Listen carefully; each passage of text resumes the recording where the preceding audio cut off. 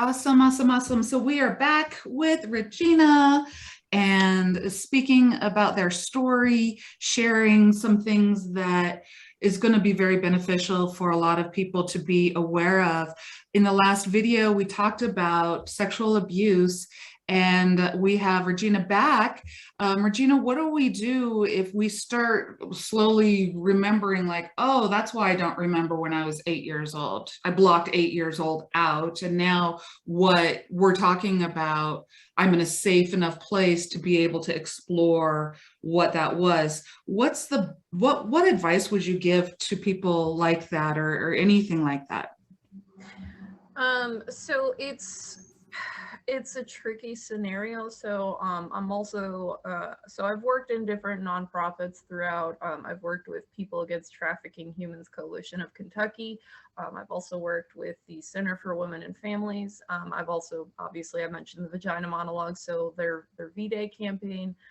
So I've worked at different things throughout my lifetime. We kind of, you mentioned wanting to like talk about different red flags and like what organizations are available. So both as the individual and as someone who may be like a teacher or someone in you know, a medical professional.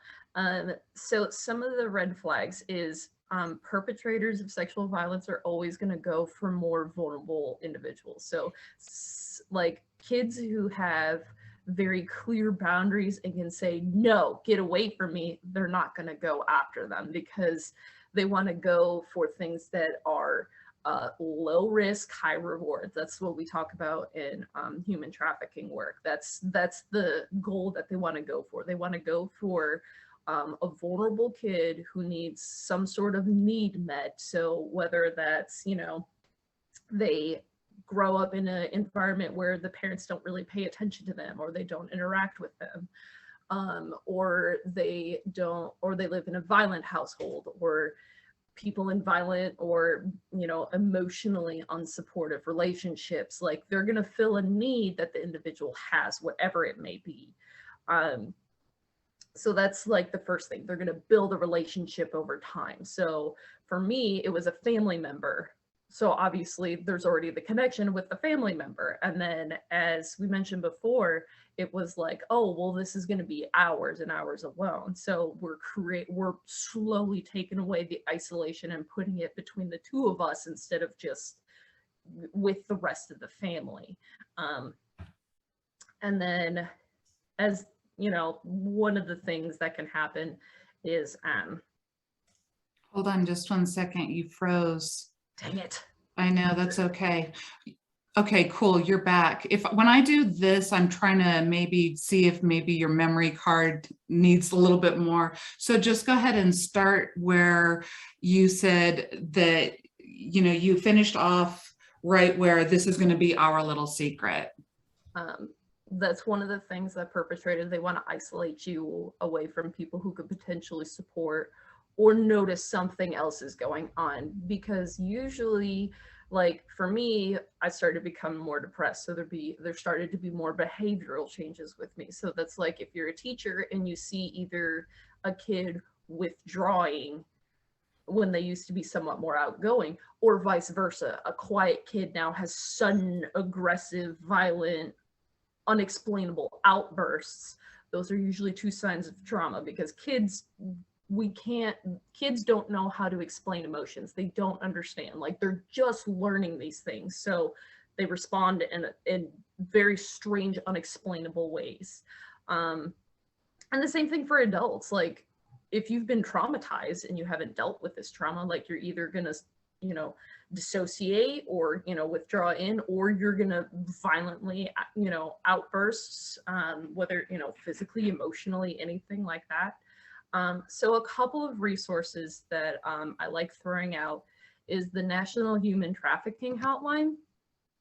I can send you all the links and we can put them in the notes below. So it talks about what is human trafficking, what are some of the red flags of human trafficking. It also provides a text if you think someone is being trafficked, or you can call and they can give information to you. Another resource that I like to throw out is RAIN, RAINN.org, and this talks about sexual assault survivors. They'll also get into, child abuse, and they'll also get into domestic violence, because the bigger picture is all of these all tie in together, because it's a perpetrator taking advantage of a vulnerable person, regardless of age, regardless of gender, regardless of race. But that's what I got for you. Obviously, you can always look in, for you, put in local resources. So for here in Louisville, we have the Center for Women and Families. That's our domestic violence and sexual assault center. So they have therapists that are offered, 24/7, 365, free to the individual that comes in to talk to them. And just as there's one here in Louisville, there's all over the country. So all you have to do is just Google it and you'll pop it in that way. And obviously there's always, national hotlines if you're feeling, suicidal, or, you just need someone to talk to for a little bit. There are free services available to individuals that we can pop in the chat as well. I love it. Drop in the links. Yeah. And so, yeah, send me the links and we will put them below in the YouTube video. So that would be great. Regina, thank you so much. I really see that, like you had mentioned before, your parents did not necessarily talk about things. It wasn't an environment where you do that.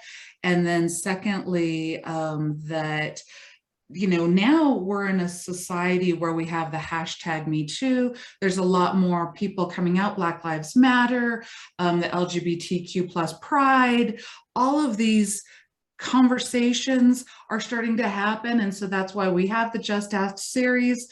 Regina, thank you so much. I'd like to have you back one more time to talk about something even more witchy interesting about you. So thank you so much, everybody.